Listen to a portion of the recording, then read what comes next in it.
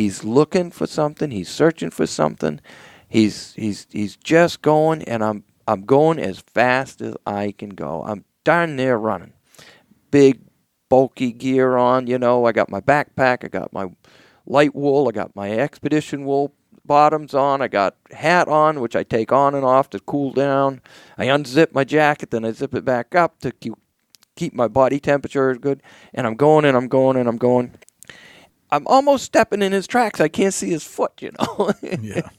I come around a corner and there's this deer, and it really baffles me for a second.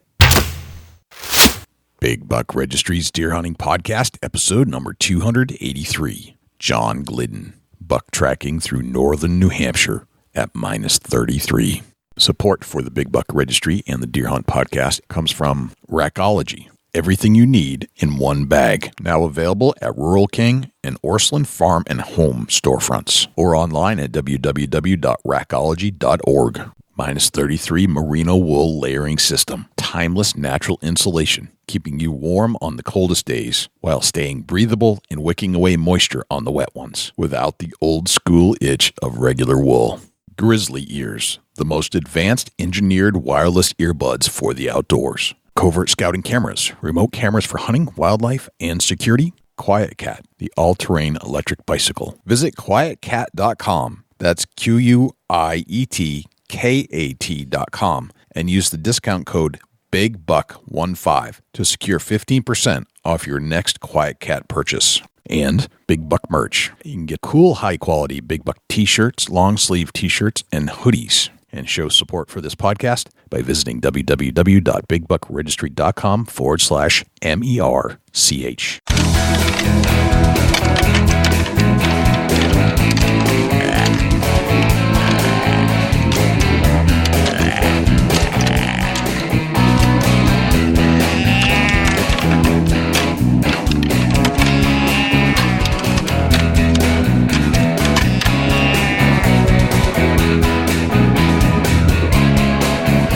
Big Buck Registry is a virtual museum of hunting stories. We preserve a piece of Americana by interviewing and recording hunters about their hunts and experiences from across the country.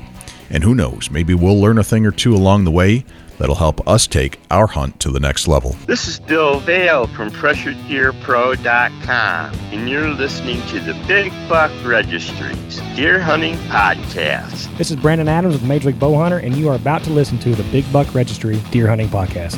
Hey, this is Hal Blood from Big Woods Bucks, and you're about to push play on my favorite podcast, the Big Buck Registry. Hello, ladies and gentlemen, fellow predators. My name is Jay, and thank you for tuning in to the Big Buck Registry's Deer Hunting Podcast. For Dusty Phillips and Jim Keller and the entire staff here at the Big Buck Registry, welcome to this week's show. There are a couple things I'd like you to do for us if you could. If you would, please check us out on iTunes, subscribe, and leave us a review. With your help, we're going to try and push this show up the iTunes charts. I know we have a lot of listeners out there, and I need you to take some action. I need you to leave a review and subscribe to the show. If you do subscribe, that'll give you access and notification each and every week that a new show is released. You can also access this show in its entirety on YouTube, Stitcher, TuneIn Radio, iHeartRadio, Spotify, Google Play, and as an Amazon Alexa skill. Go to Alexa and say, "Alexa, enable Big Buck Registry." It's all right there for you to access on demand at your fingertips. Regarding the harness program, we have an ample supply of harnesses to give away from our volunteer donors. If you're in need of a full-body harness, please send an email to jay@bigbuckregistry.com. There's a long-standing northern tradition, especially in New Hampshire and Maine, where wool meets deer hunting. John Glidden is no stranger to this concept. At age 61 and as president of the company, John reports to work almost daily at the -33 Merino Wool Factory. John prefers tracking the bucks of New Hampshire in the fallen snow over just about any other form of hunting, and developed the woolen company out of a need and desire to stay warm in the cold mountains of New Hampshire. We'll get to our entire interview with John Glidden in just one moment, but before we do, let's hear from our friends at Rackology, -33 Merino Wool Products, and Jim Keller with the Deer News. Hey, it's Eric Fitzgerald here with Rackology. Wanted to visit you briefly about one of the most exciting products that we got in the market with Rackology. This is our food plot fertilizer. You can supplement your deer right through your food plot with this product. This is not your normal NPK. This has got so many goodies in this bag. Basically what it does is it makes your soil work for you so you can get by with just using fertilizer like this and not a lot of synthetics. If you want a good food plot and you want deer coming in and healthy plants, look at the food plot fertilizer through Rackology. Check us out at rackology.org. Thanks for tuning in. Let's talk about a hunter's layering system for a sec. We need to be ready for any weather that Mother Nature throws at us. With the layering concepts that Minus 33 has created with their incredible merino wool products, they've got you covered. The Minus 33's merino wool expedition weight garments will keep you warm on the coldest late season days while regulating and wicking away moisture in a way that only merino wool can do. You see, wool will absorb up to 30% of its weight in moisture without leaving you feeling wet or clammy, and wool insulates better than cotton or polyester and protects against hypothermia on those late season hunts. And here's another interesting point. You might not think of wool for early season, but with the Minus 33 wicking technology, I'll take a lightweight Minus 33 base layer any day in warm weather. Merino wool fibers naturally reject any bacteria found in moisture or sweat and gives you double protection against odor as your target buck approaches. Visit www.minus33.com to learn more about Minus 33's layering technology. Use the code BIGBUCK33 to get 10% off your next order. Now here's Jim Keller with the deer news. Our first story this week, Colorado man uses pocket knife to fight off mountain lion. This story is from the CBS News website and was reported by Christopher Brito. A mountain lion was killed after it attacked a man inside a Colorado park earlier this month. He was looking for places to hunt elk in Bighorn Park subdivision near Kremling when the cougar struck, CBS Denver News reports. The man told Colorado Parks and Wildlife officials that he was attacked about 9 p.m. on August 10th. He saw the big cat and walked backwards for about 200 yards until he tripped and fell. According to the wildlife officials, the cougar pounced and scratched the man's legs. However, the man grabbed his pocket knife and stabbed the mountain lion before he was able to get away. Wildlife officials tracked down the mountain lion the next day and killed it. The cat was acting aggressively when officials found it instead of running away. A necropsy revealed that the mountain lion only had grass in his stomach and was likely hungry. Otherwise, the young adult male was in good condition. Mike Porras with Colorado Parks and Wildlife told CBS Denver that the man did everything right when he encountered the mountain lion, especially walking backwards slowly. Porras urged anyone who may come into contact with a mountain lion to never turn around and run. Instead, stay facing the animal and slowly back away. Michigan men fined thousands for poaching Canada geese and ducks. This story is from the Fox News website and was reported by Garen Keith Gaynor. A group of poachers in Michigan is facing thousands in fines for illegally taking Canada geese and mallard ducks. A new Baltimore court ordered 8 men to pay a total of $18,500 or $2,312.50 per person for the 2018 hunting offense. The men pleaded guilty to taking geese beyond their bag limits and failing to retrieve shot game, which is illegal, reports the Detroit Free Press. Michigan bag limits for Canada geese are 3 per person. The group instead took 33 geese in total. An anonymous tip was reportedly submitted to Michigan's Department of Natural Resources about the poaching incident, complaining of a large number of geese being dumped at a private pond. Officials said they apprehended the alleged poachers after watching them shoot 20 geese, place some of them in the bed of a pickup truck, and continue hunting. The group initially denied taking more than the limit, but eventually admitted to hiding 12 geese and gathering 21 more near their hunting blind. This was an important case that required a lot of follow-up in court, DNR Law Enforcement Division Chief Gary Hagler said in a statement. Southeast Michigan is an important waterfowl resource to the state and region. I commend the anonymous tipster who reported this complaint. Because of good citizens like this, our officers can help preserve the game for deserving, fair hunters. Massachusetts resident contracts rare tick-borne illness that can cause brain infection and death. This story is from the Fox News website and reported by Madeline Farber. A Massachusetts resident has contracted a rare but potentially deadly tick-borne illness, officials in the town of Maynard, where the patient lives, announced this week. Maynard Town Administrator Greg Johnson and the Maynard Public Health Division announced Wednesday that the resident, whom they did not identify, was diagnosed with Powassan encephalitis disease, more commonly referred to as Powassan virus. Officials did not say when the resident was diagnosed or where he or she possibly contracted the virus. Powassan virus, which belongs to a group of viruses that can cause infection of the brain, known as encephalitis, or the membranes around the brain and spinal cord, which is meningitis, according to the Centers for Disease Control and Prevention, is typically spread to humans after they're bitten by an infected woodchuck or deer tick. The federal agency says those who live or work near brushy or woody areas are more likely to be exposed to potentially infected ticks.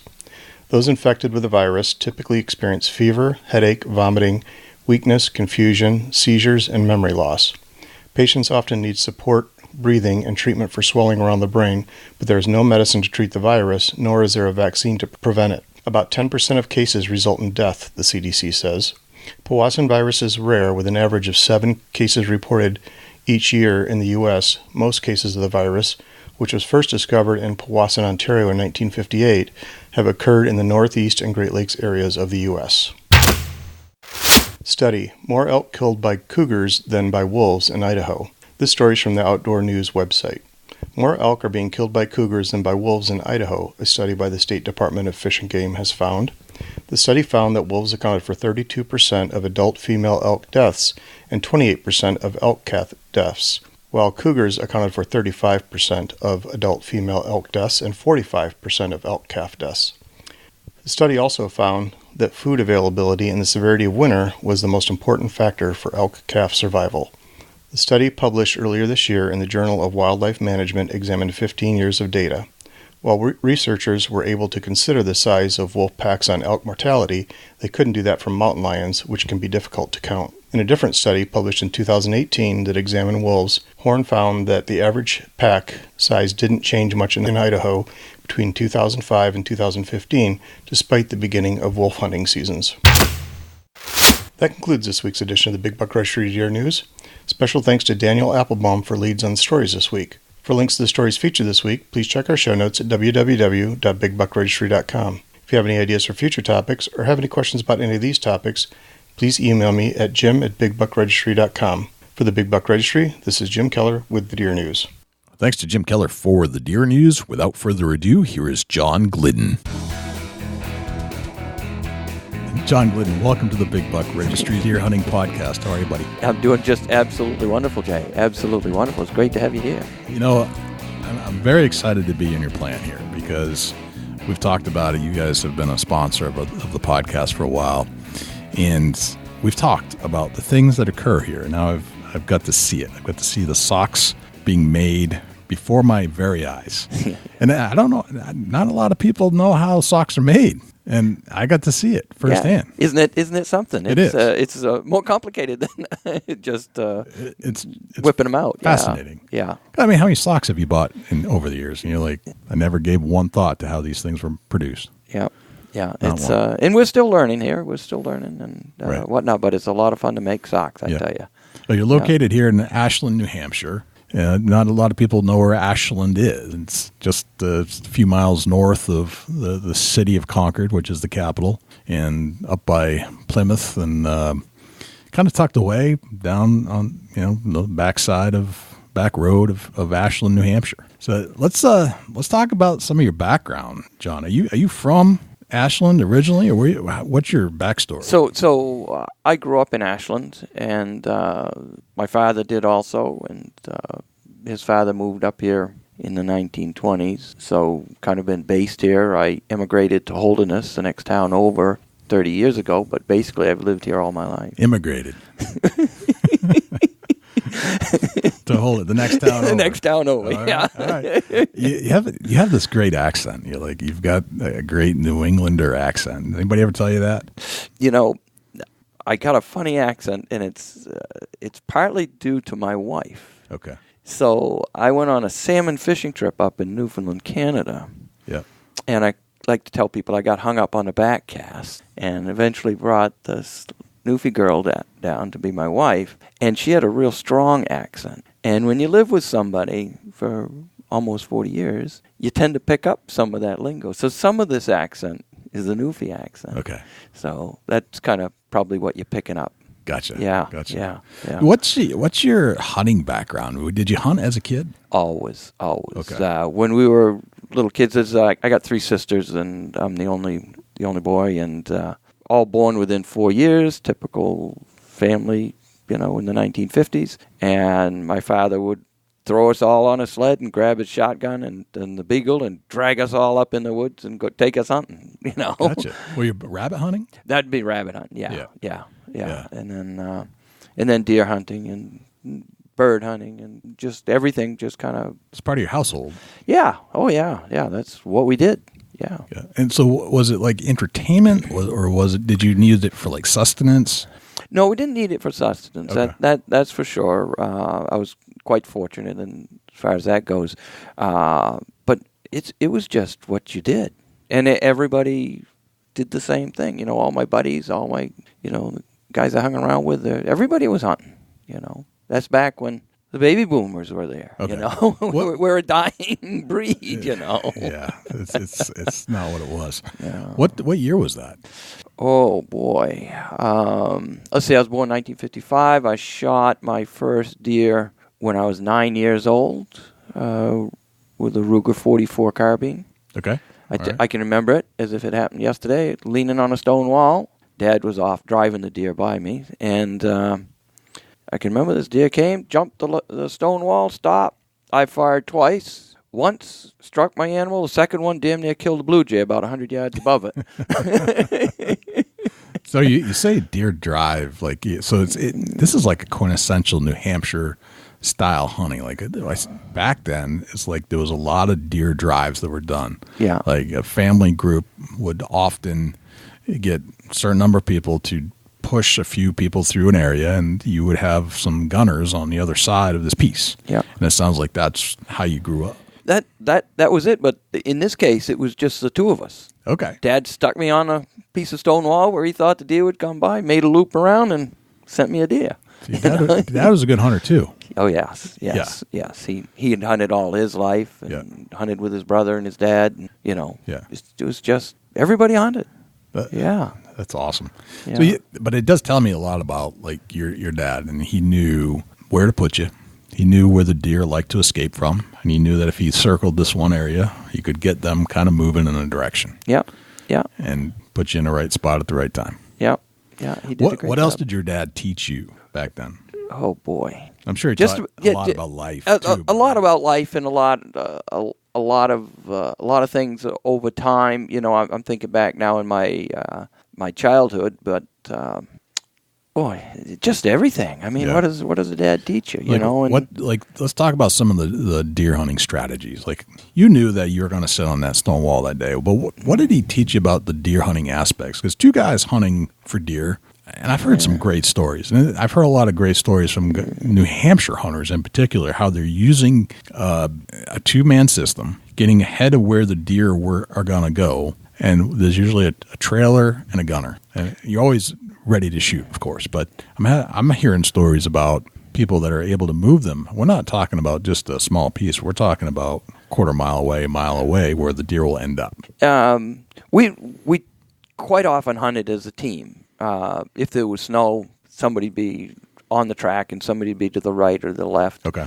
And, you may give them a chance to, if it's bending a turn, try to let your shooter get ahead so that if you do bump it, it gets a chance to shoot at it. But an awful lot about reading sign, reading tracks, knowing whether that's a fresh sign, whether that's if that branch has been nibbled, is it dried out? And it's 3 or 4 days old, or is it nice and fresh? Did they just munch on those raspberry branches or whatever? I mean, but it was always just little things, nothing big. Just keep, look at that, okay, type of thing. Yeah. So, would you consider yourself a tracker? Yes. We're talking about styles of hunting. We hear the New England tracker, is a big one because we have snow. Yes, you have snow, and you learn so much about your game animal by actually following them. And you start following some deer tracks, and you see the kind of thick stuff they go through, and they go underneath some logs that you can't crawl underneath, and you just shake your head at it, and you just see this stuff, and you learn it, and you like. I'm no longer afraid of going into real thick stuff. You just go in quiet because that's where they are. And you just learn that by tracking, by being in the woods. Yeah, definitely. So let's talk about some tracking for a little bit. I mean, it sounds like your dad was a big influence. He showed you the ways of the woods. He taught you how to track. Now, it's interesting you say that he taught you to, like, you might have a two-man team where one person's on the track, the other person is off to the side. I haven't heard too much about that. And is that something that you did a lot, and even, or was that more like, I need to teach my son and he needs to be nearby to learn this stuff? Or was that a full strategy at that time? We used different strategies depending upon where we were. And and I know when my dad was a kid, that his father and a couple of the other fathers in town would get their kids together and they would have the bigger drives, and they'd push a lot of deer around with that. So I know he knew all about how to drive and move animals, and sometimes we hunted with bigger groups. I mean, 6, 7 guys would get together, and I can remember as a young kid standing on a road with my grandfather 100 yards down the road, and 3 guys coming through the woods and pumping deer by us. And me missing. Yeah, I remember that part. Yeah, I remember those days too. I've been there too. Yeah. So let's talk about your tracking strategies. When do you decide it's time to hunt? Okay, so that's kind of the inside. You just got to do it. But if I'm on a track, let's say we got 4 inches of fresh snow when I'm up in Pittsburgh, where I'm not worried about another hunter really cutting me off or whatever. So I got all the time in the world. I got till dark, and it's just the morning. I'll follow tracks, and usually you start out with some small tracks, but you're looking for a big track. So you just start small, following them. And usually wherever deer are going, they're going towards some more deer, or there was some more beds, or they're circling back around and whatnot. And it's kind of like you're walking through the woods picking up chips, little tiny pieces of information. And after a couple, 3 hours of that, pretty quick you can lay all those chips down and make a picture. Okay. And maybe that picture says, looks like they came down off the mountain at night, so they're probably going up there in the evening, or vice versa, or they're headed for the swamp, or something like that. You just kind of got to look at everything and think about all these little chips that are kicking around. Yeah. So you're painting a picture, a story. That's right. You got little tiny pieces, and you got to kind of puzzle them together. Do you only hunt if there's snow? No, I'll hunt on bare ground, and I'll do the same thing. It's just very hard to find any chips to pick up to look at. Right. So, I'll try to go places where I can see tracks, maybe where it's muddy or on a steep hillside where you can pick something up or whatever. Right. But it sounds like you're a mobile guy. Like you don't sound like a quintessential tree stand hunter. Like that's not you. Yeah. No. I got tree stands, and my goodness, I've run them up and down plenty of trees. I got a bear stand, and I'm up there for a few minutes, and I'm just back down on the ground. It just doesn't work. It's not my style. Not your thing. I like getting in and getting close. Okay. I like getting close. Yeah. So it sounds like when the snow is coming, when you've got a forecast and you've got 6 inches of fluffiness coming, you must get excited. Oh, love it. So northern New Hampshire gets snow pretty early in the year, and same with Maine. And as soon as they get snow up there, I'm watching that weather, and I've got several camps that I can visit, several buddies that I can stay with, and so I'll just bail into camp and go hunting. And those hunting trips are out of camp when it's still dark, park your truck somewhere where you're going to start hunting, leave the truck when it's shootable daylight, and come back in the dark. Okay. And you take everything with you, and you go. You go. And you say you have a camp. Is that a camp where you have a group of hunters that are meeting up, or is this just something that part of the family or something like that? So in the Pittsburgh area, I've got a couple guys that I hunt. Well, there's 3 different guys that I hunt with up there who have, I'll call them, 2 of them have Pittsburgh camps that they actually own, and another couple fellas that I've known all my life that get together with 4 or 5 of their buddies, and then they actually rent a camp for 2 weeks of the season, and the door is always open. So, I can go anytime I want. Okay. All right. But it is, so you get to camp the night before, the snow's coming, you're getting set up, and I'm always in love with the gear that the tracker uses. Yes. Right. I mean, anywhere from the clothing to the short list of equipment that you're bringing with you, and the lack of a need to, and not that you're not pre-scouting, because you are, but the tracks are the tracks. You don't need to be out trying to figure out where the deer are. You're going where the deer just were, and then eventually, if you follow them long enough, you're going to be where the deer are. And if you ask Lanny Benoit, any of the Benoits, their first thing is you got to go where the deer are. Exactly. Boom. Exactly. Right. And if you're trying to get a big deer, you start with the first track you see, and then that'll take you to a bigger one, which will take you to a bigger one. And while you're collecting all these little bits of information, pretty quick you're going to get yourself on a big track. Yeah. And, it's going to be a crackerjack of a track. And you're going to start following it, and you're going to start to get to know that animal. What's he doing? Well, the third rut's on, or the last rut of the season's on, and he's just going from one group of does a mile away to another group of does to the third group of does, and then back, because he's waiting for that last doe to come in, and he's moving. So you got to move, because he's walking faster than you walk. Right. You got to either cut him off, or you got to go like a son of a gun. Right. You're hunting him. He's hunting for does. That's right. He's not paying attention to who's coming up behind him, No. and that's your advantage. And Right. And the other one is, if the wind is coming at your back, damn near run, because there's no sense sneaking up with the wind coming down your back. But you still got to cover that ground. So you go, and maybe you can go as fast as the wind, and you get there in time, and then when he swings up the hill and the wind is right in your face, you can slow right down, take it easy, look around a lot more. And it's a very good point. Because I asked Hal Blood about wind when I interviewed Hal. Hal's like a notorious tracker, right? Okay. And you asked him about wind, because you talk to everybody else in the country, and it's like you ask them about wind, scent control, and to the tracker, I don't care about scent control. No, not at all. I don't care about wind. Yeah. I mean, you kind of care a little bit about what you smell like, but it's not like you're religiously bathing in gold scent, or gold scent remover or anything like that. I mean, you're not buying into that. The wind, as you just described, if it's blowing towards the buck, you can go on a dead run. If it's blowing at you, you can slow down and take your time, because you've got that advantage. Yeah. It's just a whole different read of the woods compared to the person that's hunting the tree stand, the person that's hunting a certain property, and you got to know where the deer are going to most likely show up for a food source or whatever. Tracking is different. Yeah.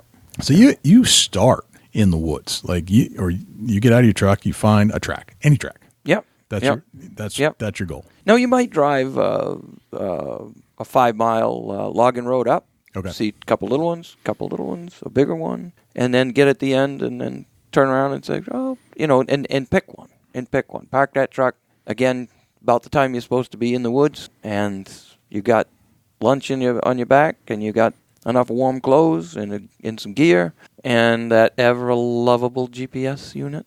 Yes, right. Which is, I've fallen in love with those things. I'll almost go home if I don't have it. Because well, you should, as a tracker, you should go home if you don't have your GPS. Because you can wind up anywhere. Right. Anywhere. I mean, you still have to be a good woodsman. You still have to understand direction, how to use your compass, the general area. It starts with safety, right? Of course. And hiking some of the woods of New Hampshire, it's easy to get turned around. Being 85% timber, there's a lot of things that look the same as the last place you were just at. Yeah. So direction is huge. But having that GPS unit and some extra batteries, it kind of makes sense, right? So you can get back to where you were effectively, efficiently, and safely. Exactly. Yeah. Yeah. Because up in the north, there's nobody coming. Nope. If you go over the hill and land at some other log landing at dark, there's nobody coming. Right. It's you, your pack of matches, or your boots that are going to get you out of there. You're going to either walk it. And eventually, these log landings, they all look similar. They all do. Like, man, I think I was here before. Yeah. And the only thing you have to go by is your GPS or your boot tracks. Yep. Exactly. Yep. Yeah. About 4 years ago, I was hunting with a fella, one of a group of guys, and he didn't come back that night, and he spent the night out. Yeah. And he built a fire. He did everything, but it was snowy, miserable. He says, you never would believe how much work it is to keep a fire going, to keep you warm when it's snowy, miserable weather. And he ended up walking out and eventually got himself out. But he had to walk all night just to get out. And he had a GPS unit. Right. He knew where he was. Right. But it didn't tell him that the route that he thought he was going to take was too steep to go. Yeah. That is the one downfall. Unless you can read a topographical and it's embedded on your GPS, you don't really know how steep it is where you're going to go. That's right. Or how muddy is the swamp. Exactly. Yeah. Yeah. You see those little 3 little markers that show up on your GPS that says swamp. Well, is that a beaver bog that you got to swim across, or is that a mud hole? Are the edges dry, and how far back? I mean, do I have to go a quarter mile around, or can I kind of walk the edge? Exactly. Because I've gotten stuck where I can't even get through this bog. Yeah. There's no way. Yeah. I'm done. I got to go all the way around, and now it's after dark. Exactly. Oh, now I just took a wrong turn because I wasn't watching my GPS. Now I got to go backtrack another quarter mile. Yeah. Those little things mean a lot. Yeah. You got to know it's solid. It's not like you're just walking 200 yards to a tree stand and coming back out. That's right. You could be miles. Yeah. Yeah. Yeah. It looks like you're in pretty good shape. Well, if you're going to do this kind of hunting, you got to be in shape. Yeah. I mean, I'm 64 years old, so I don't recover from things as fast as what I'd like to. So I got to just stay in shape and Do you do anything in the off season to stay in shape? So right now I hike about 3.5 miles every morning with a 20-pound backpack. No kidding. Yeah. Okay. Yeah. Now I'm primarily getting ready for a Dall sheep hunt. Okay.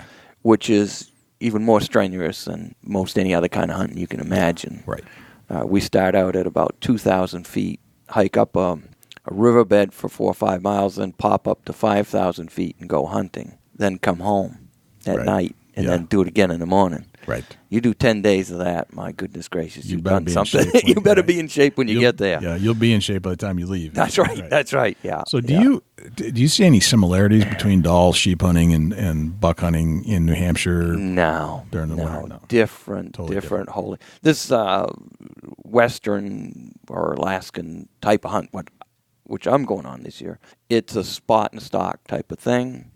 You walk through the woods or up on a mountain, you're making all kinds of noise. You got hiking poles and you got gear that rattles, and you get up and then you're shooting 200-300 yards, maybe more, 400 yards. That's I got to pay attention with my guns lined up and a few other things. Right. Pittsburgh or New Hampshire, a 100-yard shot's a long, long shot. Yeah. And especially if you hunt the way I hunt, where a lot of times you're a lot closer than that. Yeah. It's different. Yeah. It's different. A shot in New Hampshire is 100 or in. Yeah, exactly. Generally. Exactly. Yeah. Yep. Yeah. That's so when you're on a track, let's kind of go back to the deer aspect. When you're on a track, you start out with any old track. Yep. Until you find the bigger track. When do you say, okay, this is the track I'm going to follow? Okay, so eventually you'll see a track, and I want to call it a flat track. It's a big, big track, and the deer has put his foot down almost flat, so the toes kind of splay out a bit, and it almost looks like it's kind of down on its, I don't know what you're going to call it, the palm of its. Yeah, palm pads. Yeah, pad of the hoof. Yeah. And that's a big buck that's really been pawing the ground. He's been hiking. He's wore out. He's wore out at that point. He's walking like that, and a lot of guys will say they drag their toes and this, that, and the other thing, but you just know that it's a buck. Yeah. You just know that it's a buck. I don't know. I can't tell you everything that goes into it. Compared to the other tracks you were... Right, a big doe still got nice pointy tracks. And the skippers and the little bucks are still got nice pointy tracks, and they kind of dance about. There's a point to where the big deer, even the big does, those tracks are limited. Like, they can't grow any bigger. They're not going to grow. Even the giant does. It's the tracks that are bigger than that track. That's the one you're looking for. That's the one you're looking for. Right. And then eventually that big buck will go in straighter lines. He'll go straighter. He'll paw the ground less. He's just going from doe 1 to doe 2 to doe 3 back to doe 1. Yeah. And he's just punching his card.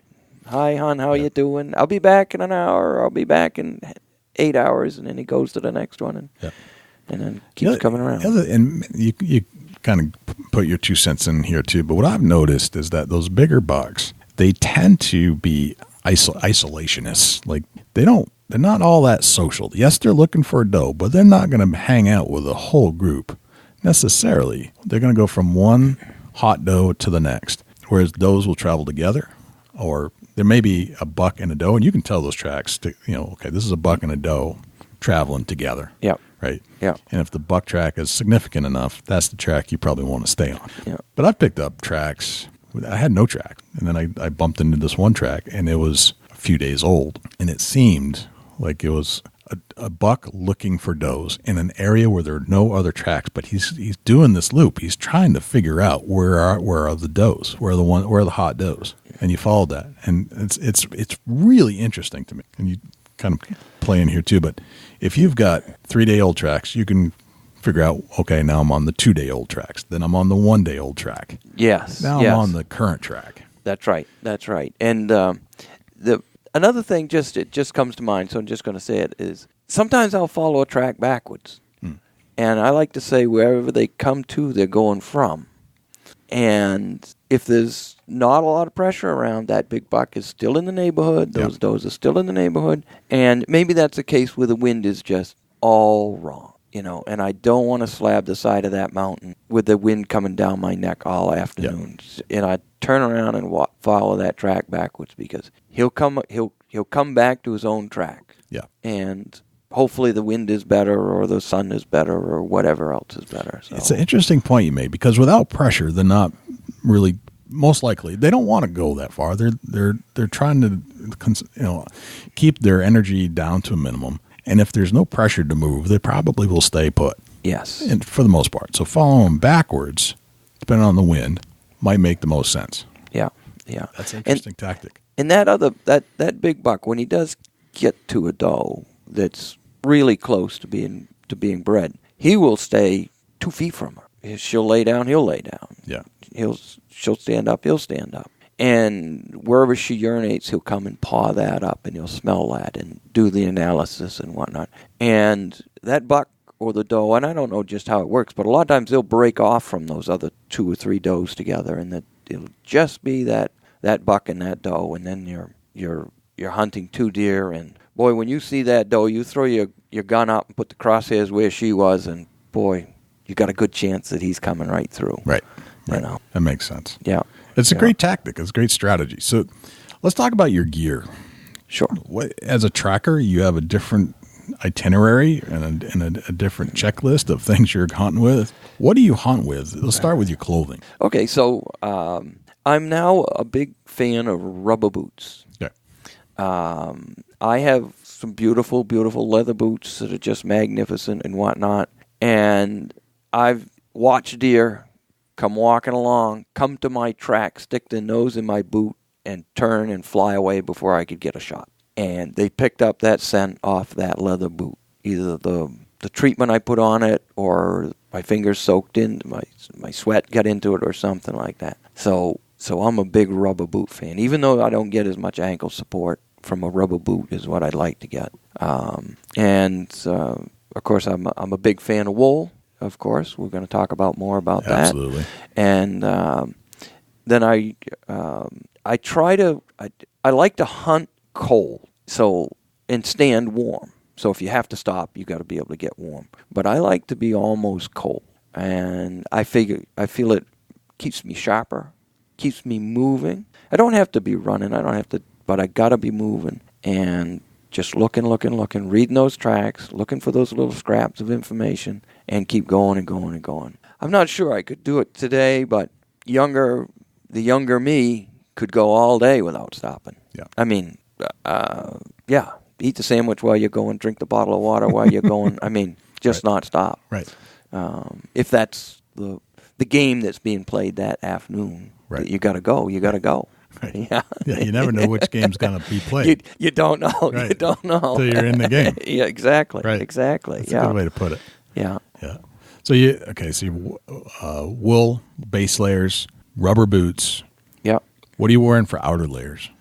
Okay, so I'm wearing generally a wool shirt, a heavy wool shirt, or a wool hoodie, and I usually hunt with an orange vest of some nature, even in New Hampshire. But I don't think that bothers the deer very much. And when you're out and about with more hunters in the woods, possibly, I think a little extra cover there.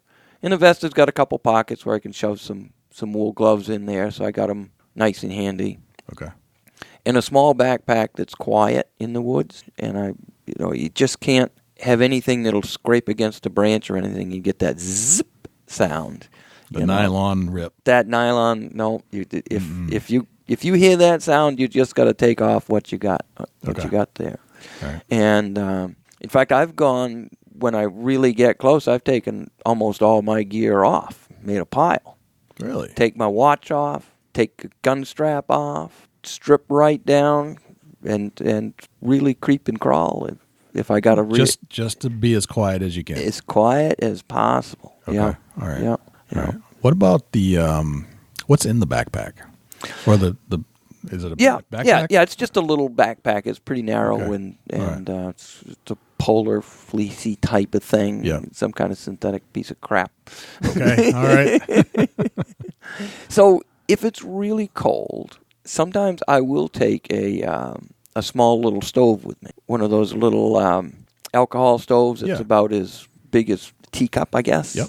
And a cup, something I can boil some water in, and I can have I could take a thing of oatmeal, a thing of chicken noodle soup, and a thing of hot chocolate with me. Yep. And I'll do that. I'll stop and have something to eat just to give myself a break. Yep. And that's kind of a forced break because you got to wait till the darn water boils. Right. And then just kind of get re-energized and and then just maybe a sandwich, some kind of a juice of some nature. It's got some sugar in it, something you get a little kick out of. Yep. A bottle of water, and that's about it. Yep. That's about it. Any other gear? I mean, okay, GPS? the GPS I carry. I'm now hunting with a replaceable blade knife. So I carry that instead of my Big Buck knife, which I've had forever. My 102 buck knife. That's a great big old thing. Yeah. So without the buck knife, I don't need the sharpening stone. So those two things get left off. So that's something I don't have to lug. Right. Most of my hunting is done with a Ruger No. 1. Okay. 30-06. Yep. Which is a war club. It's a big old heavy gun. Mm-hmm. And in fact, I'm in the process of hunting with a lighter gun now. Yep. But a lot of my hunting is a single shot gun. And when you hunt with a single shot gun, if you got 5 bullets with you, that's all you need. So you don't have to lug these extra clips and all that stuff. We're just not going to shoot a lot. Yeah. We're going to one shot, maybe a second shot. That's it. It sounds like you're reducing the weight that you used to carry. I am definitely reducing the weight. Right. Like I say, I'm not getting any younger, and I want to go faster than ever. I don't know what it is, but I I really enjoy going, really putting the boots to work and going. Yeah. And gotcha. Yeah. Let's take a little break, and when we come back, we'll pick up where we left off with John Glidden from -33. Rackology Deer Supplement and Attractant, developed through years of intense scientific research, comes a product that puts it all in one bag. Superior attractant, scientifically formulated vitamins and minerals, and all at a much better price. To get yours today, please check out rackology.org for a list of dealers. Rackology, how can you afford not to use it? Everything deer need, all in one bag. And now back to our conversation with John Glidden from -33. So let's talk about the wool. Sure. Some more. You said you like to use wool. You're a wool guy. Yeah. Which is classic, like quintessential tracker kind of guy. Yeah. You have a business. You're a sponsor of the show, -33 Merino. Yes. And you're the owner. How did you get into the wool business from being a hunter? Well, it's the family business. So my grandfather's uncle in 1916 bought the L.W. Packard woolen mill based in Ahsland, New Hampshire. Okay. And my grandfather came up to work with him, and then my father and myself, and recently my sons joined the company. So we've been in wool forever. And we used to have about 300 employees, manufactured a lot of men's and women's outerwear fabric, woven fabric. But we knew wool and understood the buying seasons, the qualities, the fineness, the grades, all about wool. And with the NAFTA chapter and all the giveaways of American labor overseas and whatnot, eventually in 2000 we closed the company. Okay. And moved some of it to either sold it off or moved some of it to China and did a bunch of different things. Yep. And at about the same time, around 2000, I had a friend who'd given me some 100% wool long underwear that was made in China. And at the time, I just put it on just because I thought that felt good and that'd help keep me warm in the winter and when I was hunting. And I got to really like the stuff. So I bought a bunch the next year, about $1,000 worth, and I gave half of it away to all my friends and said, try this out and tell me what you think of it. Try this out and tell me what you think of it. Yeah. A couple years later, we were branding it as Minus 33. And at that time, we had the Minus 33 brand. We were making snowmobile suits in China. Okay. And because I was a big snowmobiler, and I'm out in the winter all the time anyways. But within 4 or 5 years, we just kind of gave up on the snowmobile thing. It's too small a market and too finicky. And the weather, if it was a warm year, you'd just be stuck with all this stuff. Yeah, that's a good point. And then we just started growing the business, and that's how we got to where we are now. So it's kind of like the hiker group, and you've branched off into some of the hunter group, which in a lot of ways are the same thing. Yes. So our hiking group, hiking is be our number one clientele. Okay. And the hunting would be the second. And workwear, we sell a lot of product into the workwear industry. Yep. So those would be our three big ones, and that diversifies the business, so it helps protect it from major ups and downs in the market and stuff like that. Yep. This is just my own subjective opinion of wool, and I'm sure you'll share with us some of the other greater properties of wool. Sure. To me, there was just this one time, I can't tell you how many gloves I bought because I could never get my hands to stay at the right temperature. It seemed like they were either too cold or too wet. Yep. Or they'd be too hot or too cold, or they'd be warm but they'd be wet, and it drove me insane. Like I could never find the right glove. And just randomly, I just happened to pick up a pair of wool gloves. Sure. Big difference, eh? Yeah. I didn't think anything else. Like, well, I guess I'll give this pair a shot. Because it's like, well, it wasn't given its credit. Yeah. Because they're selling all this synthetic stuff. Put that pair of gloves on, I will never not wear wool again. Because no matter what the temperature was, if I needed a pair of gloves and it was cold enough and I needed a pair of gloves, they didn't get too hot, they didn't get too cold, and it could be really cold and they still didn't get very cold. It was cool, but not cold. And my hands never was sweaty. Yeah. I never, even if they were wet. So to me, it like flicked a switch. Like, okay, there's something to this wool stuff. And thinking back to the trackers and the Hal Bloods of the world who wear wool, and they discuss that one of the reasons they wear wool is because it doesn't have any smell. Yeah. So there's a lot of different properties here. Let's talk about some of the properties of wool that you've recognized that aid you as a hunter. Well, the big one is the first one that you mentioned, is the fact that wool stays warm even when it's wet and soaking wet, wringing wet. Those that wool glove that you're talking about, if you happen to be hunting in the rain, you could take them off your hands, wring them out, put them back on, and you'll be warm. Maybe not as warm as you'd like, but it's versus a pair of synthetic or plastic gloves of some nature that just conduct all the body heat away from you. The wool doesn't do that. The wool fiber's got all kinds of little air bubbles in it, and air is a great insulator, and it just keeps you warm. In fact, if you get caught in a downpour and you're wearing wool, eventually you'll start steaming. Yeah, it'll steam right out, steam your glasses up, right. And you're hiking, and that's why I wear wool when I go out for an all day hunt, because I don't know what the weather's going to be like, right. And I don't really want to get rained on at noontime when I'm on a good track or something's going good and have to go back to the truck to get all new gear on or something like that, I'm going to just hunt right straight through. Right. And the wool just keeps you warm. Yeah. And it's just and it's comfortable. Yeah. I got it, the odor resistance of wool is magnificent. The natural sweat, other odors that come from your body and whatnot get in the wool. The enzymes gobble stuff up and just neutralize those scents. So you can wear the same wool clothing for 3 or 4 days in a row and get sweaty every day, and it doesn't smell. Yeah.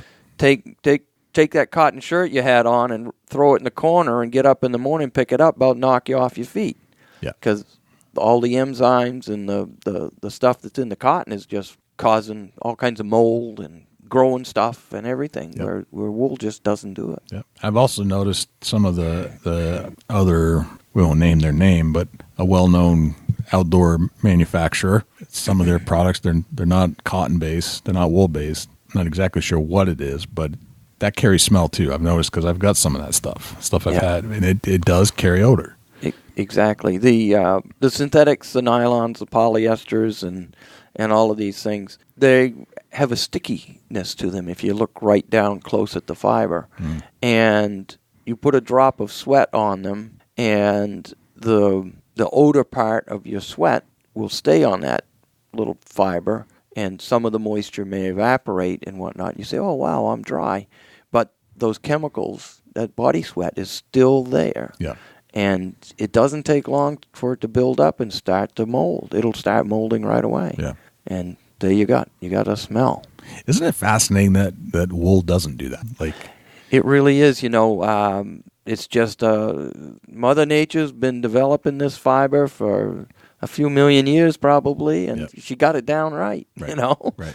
And here we are in the last 50 or 60 years trying to reinvent Mother Nature, and just doesn't happen. Right. Just not happening. Yeah, it's kind of figured it out. It figured it out, exactly. So you're an American company. Yes. You have some manufacturing in China, which the whole world does at this point. Yes. But you've also come home to make products here. And you've got a sock manufacturing unit. Yes. Right here in Ahsland, New Hampshire. Why did you decide to say let's reel it in from China and let's do some stuff here? The part of the problem of dealing with, China is very difficult to deal with on some things, but even beyond that, when you're dealing with an outside manufacturer, you're really held to their standards, not your standards. And their urgency in developing new products is not your urgency. So we really like to develop stuff. We like to chase ideas and make things better for our consumers. And the sock world, we just couldn't get the stuff done quick enough and whatnot. So we put this small little sock making plant together, which could make all the socks that we sell. The little plant can do that now. Yeah. And our goal is to start making better socks. Gotcha. Just look at what our consumers are asking for and make them. And we'll use high wool content because we're a high wool guy. And we're going to produce some really nice products. Yeah. Gotcha. Yeah. Speaking of your products, we've got a few here in front of us as we're talking, but can we go through just some of the lines? I mean, one of the things that we first talked about was this heavy base layer, and it's a design where you can explain it in a little more detail than I can, but it's designed to come off without taking off your boots. Yes. So what we're looking at is expedition weight, 100% wool fabric, 400 grams per square meter. It's a fairly heavy piece of wool. We use that same fabric to make wool bottoms and wool tops in our expedition weight, which is really warm, really comfortable, really durable product. And so many times I've been hunting and had too much on or not enough on. And like I say, I hunt in those big rubber boots, and it's just, you're just not going to stop, take your rubber boots off and take your underwear off or put that extra heavyweight pair on. Yep. So we've been working to develop a set that we can just drop our outer pant down to our boot top and unzip the wool underwear off and then stuff it in your backpack and and reverse it and put it right back on again. It's a great when design. you get to where you're going. Yeah. Yeah. So just so people understand, because you can't visualize this, we have to paint the picture through audio. Yeah. You can take off this layer without taking off your boots. That's right. Yes. And put it back on. That saves a whole lot of problems, especially if you're standing in wet stuff. Exactly. Right? Exactly. You're moving, but it's wet, and the last thing you want is some wet feet. That's right. That's right. Yeah. So to take your boots off, probably have to stand in the snow. Not you can. I mean, you can, but this is a better solution. I can see why this was a concept. Yeah. Yeah. You've got different weights of material here, and you've got different colors. You got some mossy oak stuff. You've got some. We just talked about the expedition layer. What are some of the other? Okay, so the weights? next weight fabric is our 270 gram, 100% wool fabric, which is really the workhorse weight fabric. Our item that we make a lot of our products out of, and again we make bottoms and tops, base layer, or next to your skin type products. And the 270 gram we make in different tops, like a 3/4 inch zip, a 3/4 zip, pullovers, short sleeve shirts, long sleeve shirts, and in a midweight we got a little hoodie that goes with it and whatnot. And then we have our lightweight 170 gram fabric, which we make right from men's and ladies' boxers and underwear. Gotcha. And then long underwear and T-shirts and the rest out of it for that early season. Yep. Getting out there, and also as a base layer, so you can layer up and layer down, which I'm a big fan of layering. Yeah. I no longer have my Johnson woolen 100-pound red and black jacket. That thing. They were heavy, weren't they? They were heavy. Oh my goodness gracious, were they heavy! And so I layer up and I layer down depending on the weather and the time, and Gotcha. So we've also recently added a more athletic product, which has got about 15% of synthetic. It's kind of got some stretch to it. It's it's made with a fancy yarn where we actually wrap the wool around a few filaments of nylon, so we get the strength of the synthetic, which is always good, and we get the comfort and the durability of the wool wrapped around the outside. And that's been a growing product for us. I'm real excited about that product. I mean, just because you have all the properties of wool, but you have the durability of nylon. Yes. Combining that together, phenomenal. Yeah. Yeah, we're having a lot of fun with the product, and sometimes you want to have a little more stretch in something, and this gives us a little more stretch. It's going to make a great headband or a neck gaitery type of thing or something like that, and still it's lightweight, face masky kind of thing. Sure. It's different. Just throwing some ideas out. Yeah, and we make that in 150 grams, which is even lighter. So the boxer briefs and stuff like that at that weight are really fairly sheer and really nice and comfortable, really comfortable. Yeah. And then we also make that in the 270 gram. We don't make that into anything heavier than that because the 100% wool at 270 or 400 grams per square meter is really good and durable. And well, we're 100% wool guys. Yeah. Let's just right. I'm easy to please. I just want the best. You're making some hats. Yes. And this is fascinating to me. And you said that you have a lightweight base layer, and for years you wouldn't put wool together with early season. That's right. Yeah. Right. Yeah. But now you're saying you can.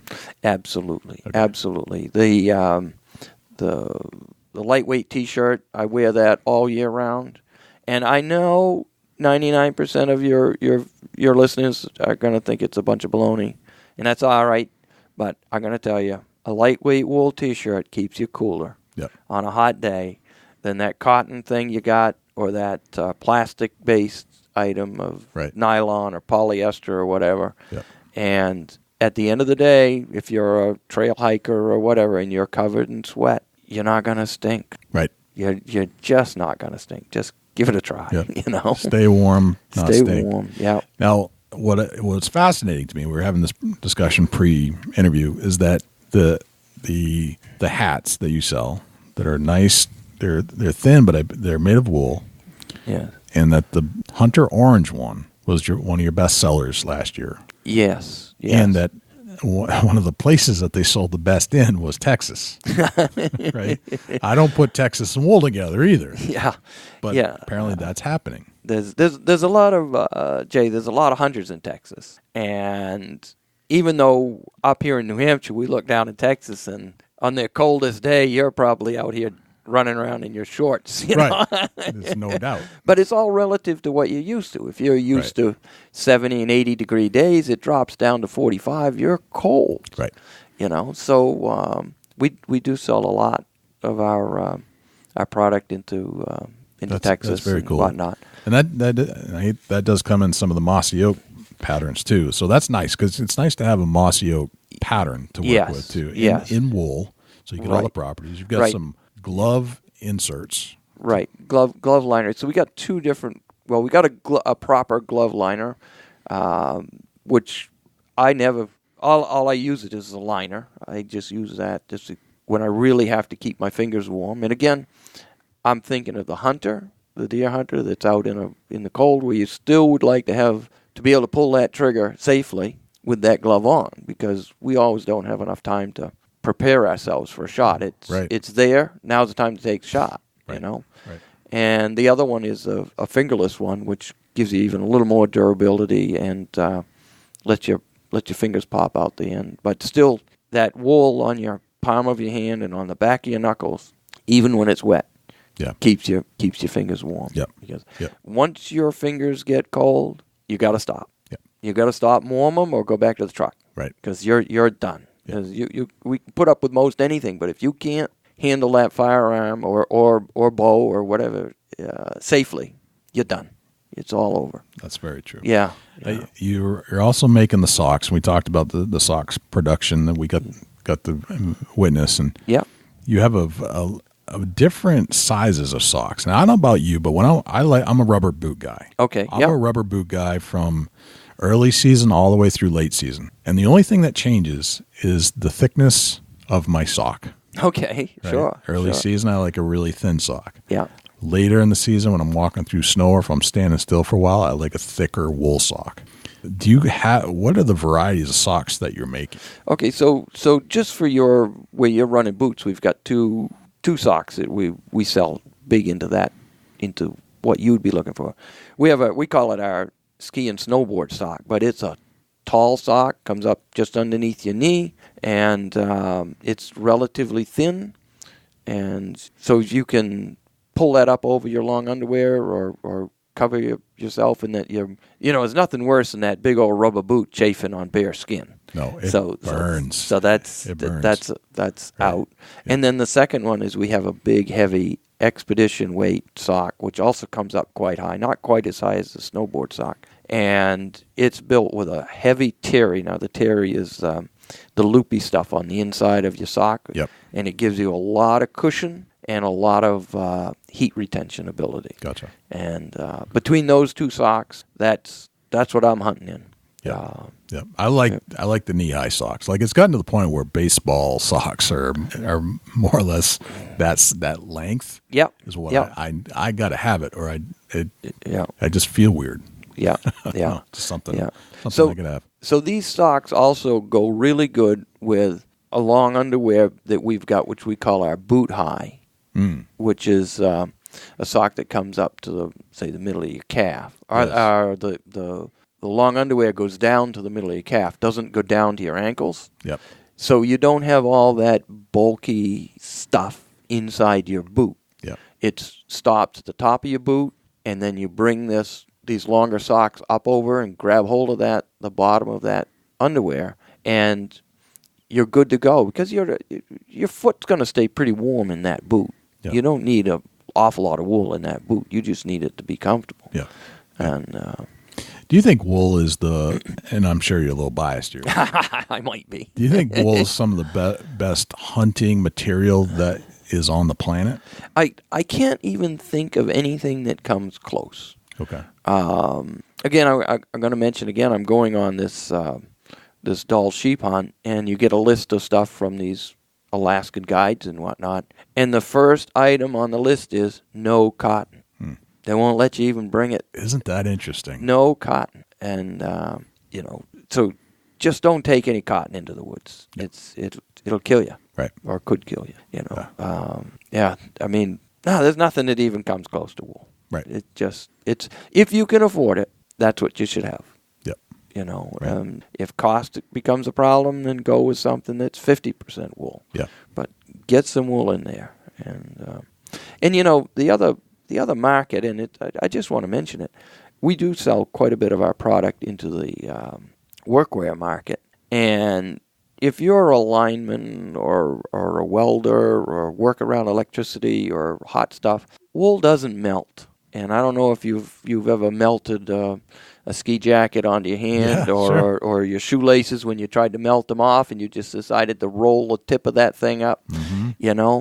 Man, that's painful. Mm-hmm. And wool just doesn't melt, and it's much safer if you're in the trade doing that kind of thing. Before we move on to your deer hunting story, I do want to just bring up, and you can explain how this is working, is that you donate clothing to search and rescue here to the Fish and Game Department in New Hampshire. Tell me about that whole program. Okay, so several years ago, one of the wardens, Brad Morse, that I'm quite friendly with, mentioned to me, actually he was tagging a bear that I'd shot, and had relayed a story where he and some of his guys had gone in and rescued some people out of the White Mountains, and he said, we go in, we find somebody that's hypothermic and really needs to have, they got to have dry clothes, and they go into their own backpack and dig out whatever was needed and would put it on the people before they lugged them out or got them out or whatever. And basically, they never got the gear back. If it got the ambulance drivers cut the pants off them or whatever. And he wanted to know if we had anything that we could work with him on that, and we grew that idea. Of course, we do extensive testing of all our products. Even when they're made, we bring a new delivery in, we wash the stuff, we beat it up and whatnot. And even though it's perfectly good underwear or socks and whatnot, it's just not good enough to sell. Yeah. And tell you that, it's just, we got boxes of this stuff, and it's just staring at it, and you don't want to throw it away. And he said, geez, what a great use of that is to give it to the men and women that go in the woods and rescue the hikers or the hunter or whatever, and give them something in a packet that they could just give to somebody. And so we supply a lot of the Maine wardens and their rescue team and the New Hampshire team. We supply all of them with a good deal of product that we're just thrilled to. That's a great program to donate it to them. Very, very cool. Yeah. So let's go on a little deer hunt. Sure. I asked you to kind of think of a deer hunt that is special to you, a memorable one. Yeah. And I want you to take us on that journey with you. Sure. Where are we going? All right, so we'll go northern Pittsburgh. Right. A snowstorm, okay? Yeah. So the day before, we jumped some deer and had an idea where we wanted to go the next day. And there's 3 of us hunting together. And we get there just at daylight and get dropped off out of the truck, and the truck disappears, and my goodness gracious, it's cold. It's below 0. The wind's blowing. There's probably some new snow falling, and there's an awful lot of it just going from place A to place B right by me, Yeah, been there. And I've got an idea of where I want to go. And I just start hiking, and I cut some old tracks, lose them, cut some more old tracks, follow them, lose them.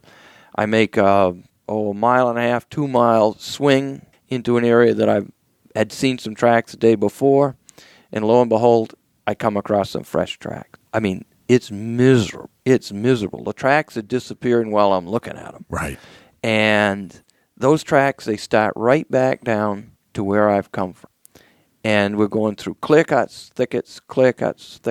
And out in the clear cuts, I'm losing this track. Now, this track is minutes ahead of me, and I'm still losing it. Or at one point, it was minutes. And I follow that track right back to where I darn near started. And I've got it in my mind that this has to be a buck. It wasn't a big animal. But I said, it's all by itself. He's looking for something. He's searching for something. He's just going, and I'm going as fast as I can go. I'm darn near running. Big, bulky gear on, I got my backpack, I got my light wool, I got my expedition wool bottoms on, I got hat on, which I take on and off to cool down. I unzip my jacket, then I zip it back up to keep my body temperature good. And I'm going and I'm going and I'm going. I'm almost stepping in his tracks. I can't see his foot, Yeah.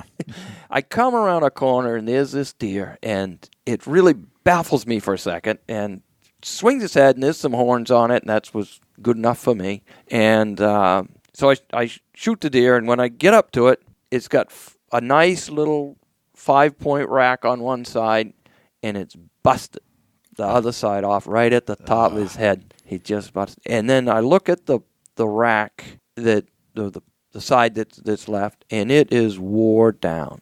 There's no nubs on it, no bumps on it. You can tell it was probably 6 weeks ago. It was probably a pretty nice looking rack. Yeah. This guy had just wore his horns down to nothing, and how he could break the horn was at least an inch and a quarter busted off. What happened to that guy to bust that horn right off at the bottom of his head? I got no idea. Got to be something big. But that was a great hunt. I put in my time. I did everything right. Yep. And I got my overcame the elements. That's right. Yeah. Yep. Yeah. And then you got your buck. Yeah, I got my buck, and then I had to get myself back up over the mountain to where I was supposed to meet my buddies and whatnot. Isn't that always like, oh, wow. Yeah. Now I got to get back. Yeah. Yep. But that was just a fantastic hunt. That's a good hunt. I enjoyed That's a really good hunt. Yeah. Let me run 10 rapid fire questions. This is more like a personality thing, so it's not going to be any kind of like right or wrong answer. Okay. All right. What's your number one hunting tip of all time? Well, I guess you got to be hunting to be successful. Don't sit around and talk about it. Get out of the truck and get going. It's about as quintessential as it gets, right? Yeah. All right. Sometimes we get out in the woods and we feel a little bit naked if we don't have this something with us. It bugs us all day if we don't have it. What's that one thing for you? It's that GPS. GPS. Yeah. And again, I'm talking deep woods, Maine hunt. Not if I'm, I turn around and go back to the truck. Yeah. Seriously. I'm too uncomfortable. Yep. Yeah. What's your biggest pet peeve in life?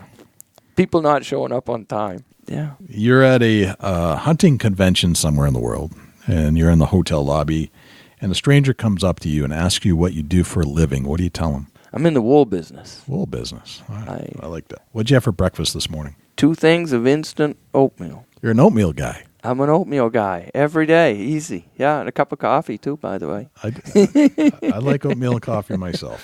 Yeah. There's something about oatmeal. Like I feel like I'm energized all day. It's good for the system, and it's just a very steady start for your day. All right, you're a businessman, so I probably can guess what you might put on this, but we'll ask it anyway. You get your own billboard. It's on the side of a highway. It's blank canvas. You can put anything you want on it. What would go on it? Well, I guess nothing measures up to wool. I like it.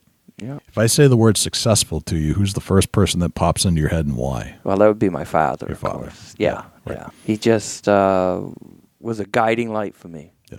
And was just seemed to know when to offer advice and when to just let that 30-year-old go do what he was going to do. Right. Gotcha. Yeah. What's a typical day in your life look like? Well, there's hunting days, and then there's days where you should be hunting. Right. But yeah, let's start with a typical day. I mean, for the last few months, I usually start out in the morning with a 3.5-mile hike with usually a backpack on to stay in shape. What time does that start? Around 6 o'clock. So Okay. I hike from 6 to 7, something like that. Come to work between 7:30 and 8 o'clock. I work a regular day. Yeah. Maybe now I'm leaving at 4 o'clock in the afternoon instead of 5. Yeah. I enjoy here in the office. I enjoy the new products. I love making wool items and talking to customers that are happy with what we've got and solving people's problems. Yeah. And 10 years ago, I never imagined I'd still be working at 64. Really? And I'm just having a ball. I'm having fun. That's cool. Yeah. That's very cool. Yeah. All right, so Last question. What's a typical deer hunting day in your life look like? I wish they were all as fun as the story I told. Right. But I'm not. New Hampshire deer hunters. We're not as successful as other hunting locations are. So I do a lot of in the woods at daylight and out at dark. Yeah. I mean, and going. I mean, that's my typical deer hunting day. Yeah. I love it. Come home to a good supper.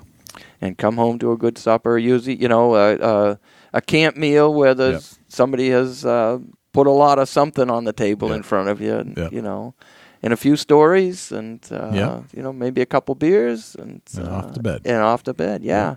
Start Do it again. The next day. Yeah. Exactly, Jay. Yeah. I know exactly what you're saying. You got it. Yeah. So that's the end of the 10 rapid fire questions. Yeah. We've talked a lot about a lot of stuff, a lot of concepts. A lot of concepts about wool and concepts about using wool in a hunting application and just cold weather applications, warm weather applications. Undoubtedly, we may have created some questions. And where can we find you online, you individually, or Minus 33 Merino Wool? If anybody listening to this has more questions, where can they find more answers?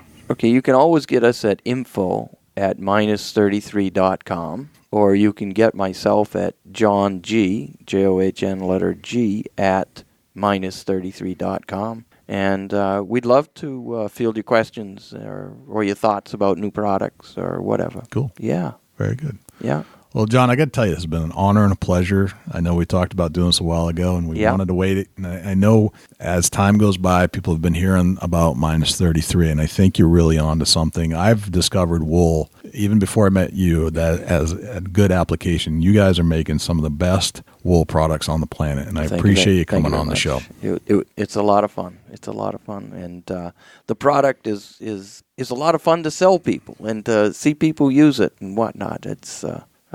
if you haven't tried 100% wool products, give it a try. Yeah. Yeah. Yeah. It was a game changer for me. So yeah. Well, that's great. That's great.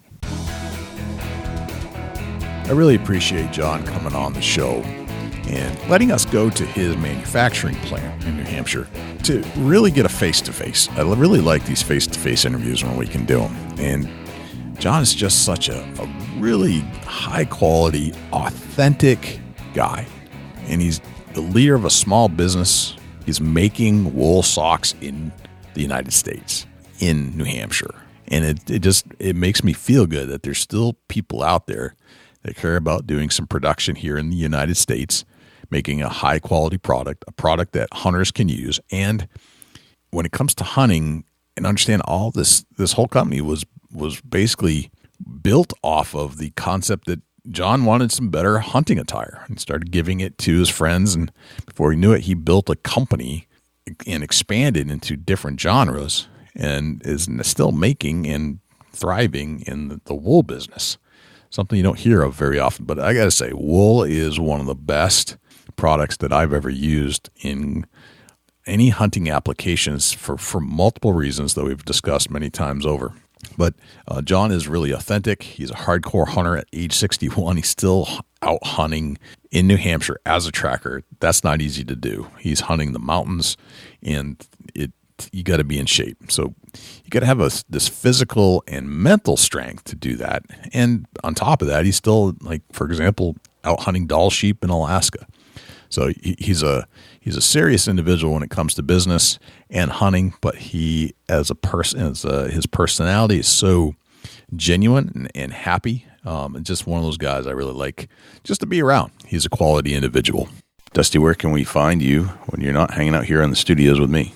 Shoot me an email, dusty@bigbuckregistry.com. You can look me up on Instagram and Twitter @ChasingAntler, Facebook.com/Chubby Tines Outdoors. Jay, where can the people reach out to you when you're not on the mic? Likewise, you can shoot me an email, jay@bigbuckregistry.com, and you can visit us on Facebook, facebook.com/bigbuckregistry. We're also on Twitter, which is twitter.com/bigbuckregistry. We're also on Instagram, instagram.com/bigbuckregistry, and YouTube, which is youtube.com/bigbuckregistry. On YouTube, you can listen to all of our podcasts in their entirety. far as videos are concerned, it's a boring video, but the audio content is there, so you can actually listen to our podcast. You can also listen to all of our live shows that we've done on Thursday nights when we do them, and we've gone back and re-interviewed a lot of our previous guests we had on the show just to put a face to a voice, let's put it that way.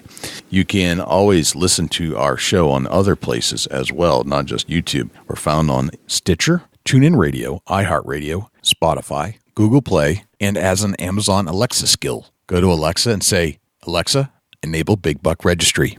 And if you would like to submit a buck to our page for consideration and be featured on our page in front of 250,000 diehard deer hunting fans, all you have to do is go to bigbuckregistry.com/mybuck, and all of the instructions will be right there. I think that's pretty much everywhere we're at. I think that's a wrap, Dusty. That's a whole lot of big buck, Jay.